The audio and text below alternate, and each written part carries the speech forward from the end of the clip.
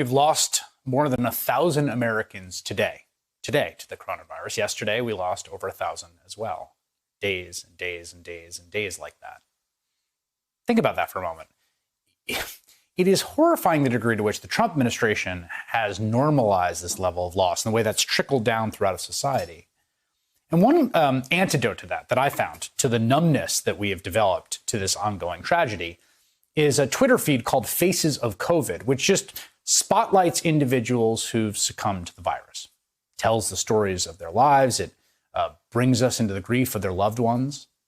It's just one small way to puncture our complacency about the sheer toll of this. And in just the last few days, I've read on Faces of COVID about Sarah Montoya, a mother of 3, who begged people not to put their families at risk before passing away at 43 years old. And a 69-year-old former high school drama teacher named Jim Hilliker, who co-founded a Shakespeare festival and played Santa Claus every December. And Eli Sevener, a star baseball player who graduated high school just last year and whose team is dedicating its 2021 season to him.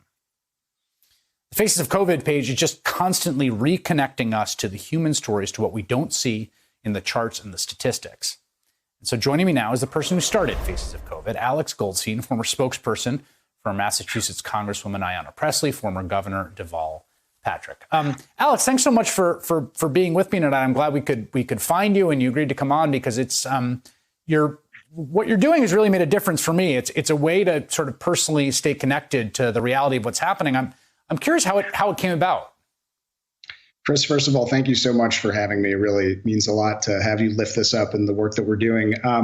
Like a lot of people at the start of the pandemic, I was really struggling with this feeling like the statistics were almost overwhelming and that they were also in a lot of ways dehumanizing. And I really created this effort as really a way to affirm that these people were more than a statistic and that their lives mattered and that they had dignity and that it meant something. And I also note that every single story we post, I think about and I say, this was the center of somebody's world. And maybe the center of multiple people's world. And the extent of that loss is really hard to even begin to internalize. I think it's also about accountability, because I think every single one of these stories begs a really important question, which is, did this person actually have to die? Was this death preventable in any way? Could we have done anything different to avoid this? And we know that we could have made a lot of different choices, particularly at the federal level. I think the last piece that's really motivated it was wanting to lift up the local journalists, who are really the storytellers who have been carrying so much of this burden at a time when their industry is really being hollowed out. And I saw this as a means of really lifting up some of those storytellers and making sure that their work was seen by as many people as possible. I'm curious how you aggregate this, how you find this. Is there anyone in the government or anyone doing a central repository of this? Not that we've been able to find. We've really been relying primarily on local news outlets who are doing the lion's share of the work. I'm grateful I have a friend, Scott Zobak, who's been helping me, so I'm not the only person. But really, the last hour before bed and the first hour I wake in the morning is really devoted towards scouring local news sources and some national sources, as well as obituaries where families self-identify as having lost a loved one to COVID. And I think that part of this, what's driving me is I know that right now there's people watching your show who have lost somebody, and in a deeply isolating time where mourning has really been essentially deferred because of our isolation, it seems like just a really small, tiny way to say that you're actually not alone, and there's millions of people in this country who do want to mourn with you and mourn alongside you. Yeah, we've been doing these small in memoriam segments on the show throughout the last 6 months, and we have people in the staff who've lost family members, close ones and loved ones. And if you're in New York, people that have succumbed or been gravely ill because of it. And one thing that people have reached out to us to say is that, yeah, in the absence of not being able to engage in mourning rituals, I mean, particularly in April and May, in the sort of heart of the shelter-in-place orders. It's difficult. It's so hard not to be able to commune with people that you love in the wake of this, to get together to share grief and also laughs and reminiscences. And I think that part of this pandemic is a sort of underappreciated trauma a lot of people have gone through. Absolutely. And also when you consider that a lot of these folks said goodbye to their loved one via FaceTime, right? They weren't even in the room.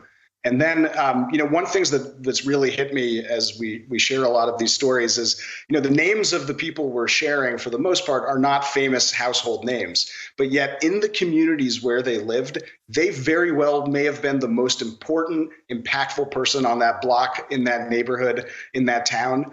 And every single person knows who they are. The teacher you showed earlier, I've heard from 5 different people who had that teacher at some point, or their child had that teacher at some point.